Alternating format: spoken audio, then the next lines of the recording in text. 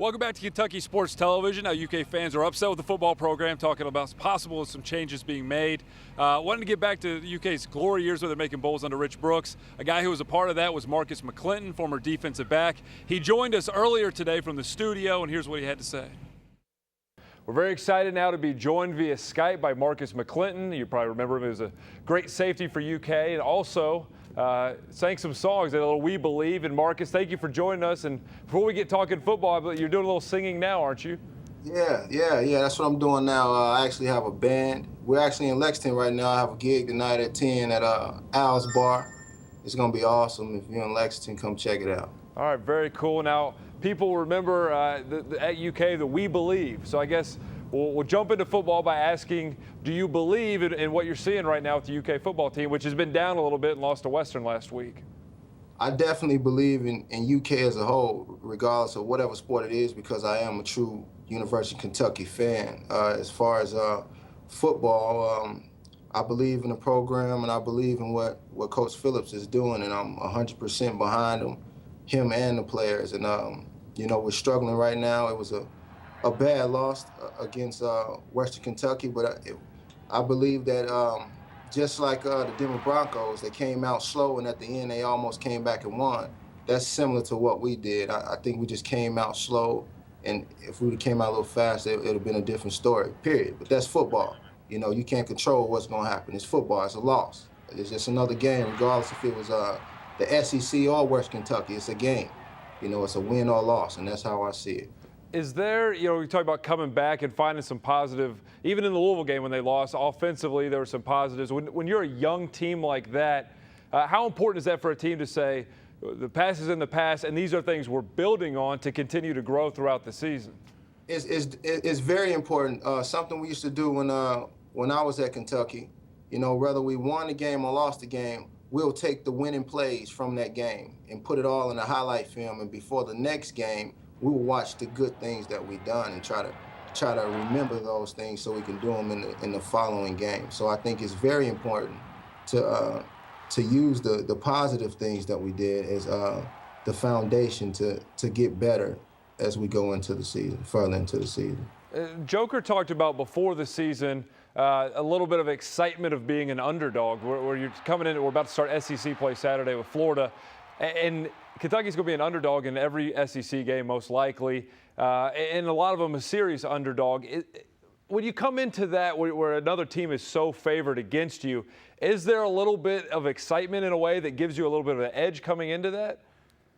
Absolutely. And I'm going to ask you a question. When has Kentucky not been an underdog? That's a good question. That is a good... In a sense, it's our identity to be the underdog. So I'm not upset with the season right now at all. Not to say that I have lowered expectations, but I'm saying it's our job to go in and hit the good teams in the mouth. That's what we do. I wouldn't want to be the team that's expected to win, because it takes away from the win, and it takes away from the passion.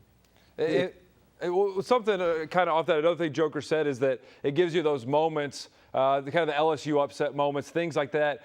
Playing at Kentucky, what was your moment, your favorite moment that you remember from being on those teams? To be honest with you, I enjoy every moment I was here at Kentucky. Every moment. I enjoy the wins and the losses, everything, because it made me a man.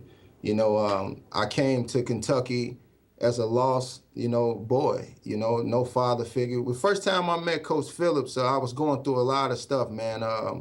My father was locked up, was facing 30 years. My cousin was killed, and then I had another cousin go to jail for murder, and then I just moved to Kentucky. And Coach Phillips came to me, and he talked to me. He's like, you're pretty good at football, son, and I think if you go to class and you get your grades together, you can come to Kentucky and play ball. And I explained to him, like, I'm a mama's boy. I ain't really concerned about college, and I want to just take care of my mother. And he told me that, he was a mama's boy, and that football was his way to take care of his mother. And that's why I'm at Kentucky. You know what I'm saying? So every experience I've had personally at Kentucky has been the most exciting times of my life, regardless if we were winning or losing. And I think that's what Coach Phillips offers to these guys, man. He offers that personal experience that personal advice, and he also helps them become men. I think it's more than, you know, just winning and losing, man. When they leave Kentucky, it's not just gonna be I played football and we went to a bowl game. I went to Kentucky and I became a man. So when I'm in the real world and I'm going through real problems, I can handle them. And I've been through some real stuff, brother, especially in Chicago. And I got a lot of that knowledge and that strength from Kentucky, man. I'm sorry for going on the tangent, but No, that's very good stuff. And what we've heard from a lot of people about Joker defending. Marcus, thank you for joining us. I know you're busy, and best of luck tonight performing in Lexington. yeah. All right, thank you to Marcus for that. Another former player with an interesting perspective on what's going on with the UK football program right now. Don't go anywhere, because we'll be back after the break with what some of the fans out here are saying about Joker Phillips, the future of UK football, and Radio Ron, his take on the glory years and how to get back. So right after this, check the forecast on CN2. Although we may wake up with a couple of showers near Cincy and Covington, most of the activity up towards Columbus and Cleveland as we kick off Saturday. Front number 1 will pass quickly by. A couple of shots of cool air. First one goes by. The second one will take its time and come in Saturday afternoon and evening. And that one will come through dry, just kind of shift the wind around. But 72 for Saturday's high in Louisville, 77 Sunshine Nashville. Cincy, the clouds clear out at 71.